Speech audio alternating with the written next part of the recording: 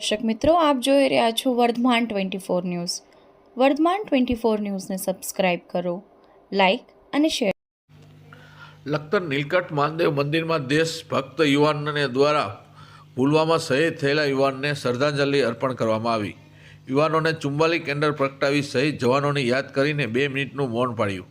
14 ફેબ્રુઆરી 2019ના રોજ 78 વાહનોનો કાફલો જમ્મુથી 2500થી વધુ સેન્ટ્રલ રિઝર્વ પોલીસ ફોર્સના કર્મચારીઓને લઈને જતો હતો, જે નેશનલ હાઈવે 44 પર મુસાફરી કરી રહ્યો હતો.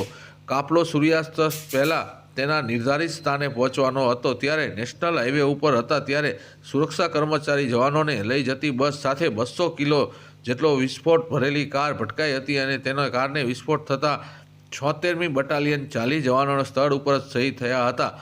ઘાયલ થયેલા અન્ય 4 જવાનો હોસ્પિટલમાં સારવાર કારગત નહીં નીવડતા શહીદ થયા હતા. પુલવામા શહીદ થયેલા જવાનોને 14 ફેબ્રુઆરીના રોજ 5 વર્ષ પૂર્ણ થતાં લખતર ગામના નીલકંઠ મહાદેવ મંદિર દેશભક્ત યુવાનોએ 44 કેન્ડલ પ્રગટાવી શહીદ વીરોને યાદ કરી 2 મિનિટનો મૌન પાળી શ્રદ્ધાંજલિ અર્પણ કરી તેમની શહીદીને બિરદાવી હતી.